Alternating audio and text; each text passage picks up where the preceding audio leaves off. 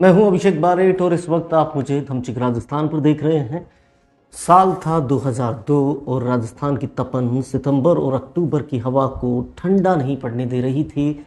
सिर्फ मिट्टी ही नहीं बल्कि सियासत की राख के नीचे भी एक अंगारा था जो धीरे धीरे आग भड़कने के लिए ताप तक पहुंचने की कगार पर था, और लोगों का ध्यान सिर्फ ठंडी हो चुकी राख से हट चुका था।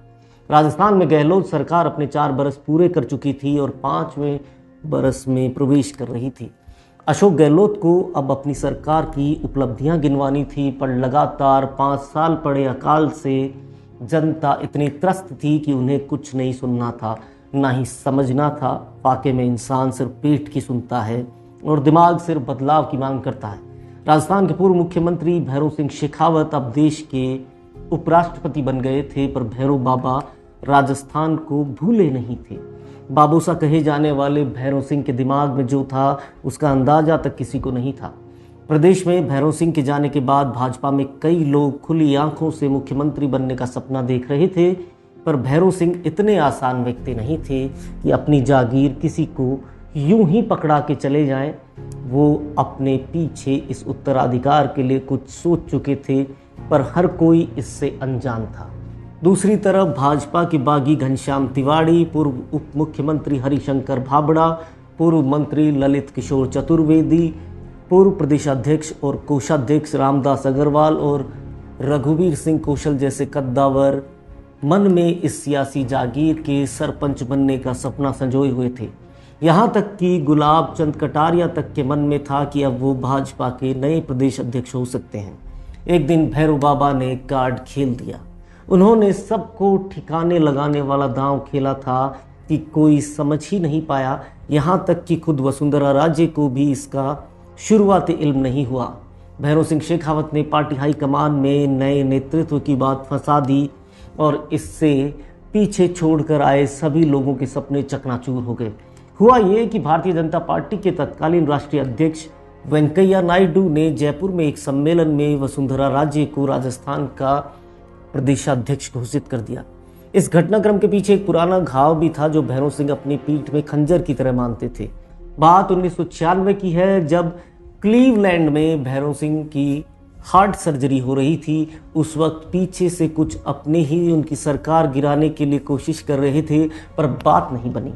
बाबा चुप रहे लेकिन भूले नहीं, और वसुंधरा राजे के ना चाहते हुए भी उन्हें राजस्थान की प्रदेशाध्यक्ष बनवाने में पर्दे के पीछे बड़ी भूमिका निभाई। दरअसल राज्य को लगता था कि राजस्थान में उनका सियासी अस्तित्व नहीं है, क्योंकि उनके सामने कई धुरंधर खड़े थे। वसुंधरा ने बेहद अनमने ढंग से ये प्रस्ताव अस्वीकार करना चाहा कि उन्हें प्रदेशाध्यक्ष की जिम्मेदारी मिले, पर भैरव सिंह जानते थे कि उनका भविष्य क्या है। वसुंधरा ने कुछ नाप ब्योंत किए और सरकार ने अपनी कुछ मांगे मनवानी चाहिए, पर पार्टी हाईकमान के सामने राज्य मंत्री रही वसुंधरा राजे को सरेंडर करना पड़ा, और आखिर गहरे आध्यात्मिक रंग और मान्यताओं में रंगी राजे ने एक मुहूर्त निकलवाया जो 2 महीने की दूरी पर निकला, और तय मुहूर्त पर वसुंधरा राजे राजस्थान की भाजपा प्रदेशाध्यक्ष बनी, और फिर अगले साल ही चुनाव में उतरी वसुंधरा राजे राजस्थान की पहली महिला मुख्यमंत्री बनी। वसुंधरा राजे को भैरव बाबा की दूरदर्शिता समझ आ चुकी थी। उन्होंने अपनी पीठ में खंजर घोंपने वालों को ठिकाने लगा दिया था और उनके ऊपर अब एक महिला को अदब पेश करने की तोहमत लाद दी थी जो अब तक किसी से टूटी नहीं थी। पर सियासत में एक चाह बनी रहती है और वक्त पानी बनकर उस चाह को सींचता रहता है। वसुंधरा राजे के तेवर ही उनके जेवर रहे, और ये तेवर लोगों को समझ नहीं आते, क्योंकि मुंसिफ को गाली हमेशा पीछे से दी जाती है।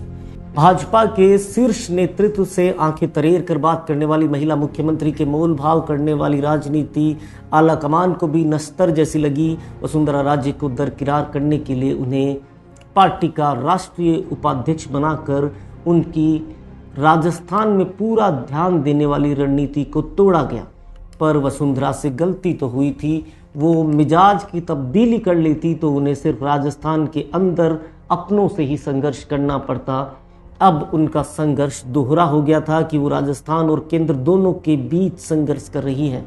उनके नए सियासी प्रतिद्वंदी पनप उठे हैं। वसुंधरा को नज़रअंदाज किया जाने लगा, यहाँ तक कि उनकी पसंद को नज़रअंदाज कर हाईकमान ने गुलाब चंद कटारिया को नेता चुन लिया।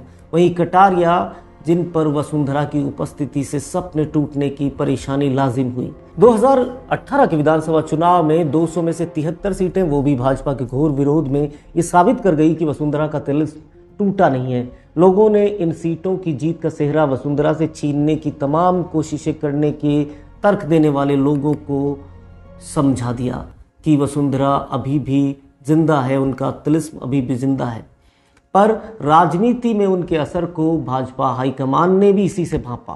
केंद्रीय मंत्री गजेंद्र सिंह और भाजपा के प्रदेशाध्यक्ष सतीश पूनिया वसुंधरा राजे के धुर विरोधी माने जाते हैं। ऐसे में इन लोगों के मन में भी मुख्यमंत्री बनने का सपना रहा है। लेकिन अपने जन्मदिन को वसुंधरा राजे ने शक्ति प्रदर्शन के तौर पर पेश किया, जिससे ये साफ हो गया कि वसुंधरा राजे की सियासत का अंत नहीं हुआ है। इस शक्ति प्रदर्शन में राजे को पूरे राजस्थान से जबरदस्त समर्थन मिला, जिससे कई लोग अचानक नींद से जाग उठे। अब जब राजे मीटिंग पॉलिटिक्स खेल रही हैं, तो गजेंद्र सिंह, जिन्होंने सतीश पूनिया के प्रदेशाध्यक्ष बनने का विरोध किया था, वो भी अब पूनिया के साथ आ खड़े हुए हैं। ये दोनों गुट मिलकर वसुंधरा राजे को सीएम चेहरा नहीं बनने देना चाहते, लेकिन वसुंधरा के साथ विधायकों की पूरी फौज है जो चुपचाप है, लेकिन वसुंधरा के विश्वास पात्र हैं। अगर भारतीय जनता पार्टी बिना चेहरे के चुनाव लड़ती है, तो राजस्थान को प्रधानमंत्री नरेंद्र मोदी के चेहरे पर चुनाव निकालना बेहद टेढ़ी खीर है, क्योंकि जनता स्टेट में 2018 में मोदी के प्रभाव के खिलाफ कांग्रेस को जिता चुकी है। शीर्ष नेतृत्व इससे आंखें मूंद कर चुनाव लड़ने की गलती करता है तो भारी नुकसान होगा, और कांग्रेस इसी खींचतान और गुटबाजी में अपनी सरकार के रिपीट होने का सपना संजोए हुए है। वसुंधरा के सिपहसालार विधायक जरूरत पड़ने पर विधायक दल का नेता वसुंधरा राजे को चुनने का दबाव डाल सकते हैं, और पार्टी को पता है कि वसुंधरा गुट के पास ही सबसे ज़्यादा विधायक हैं।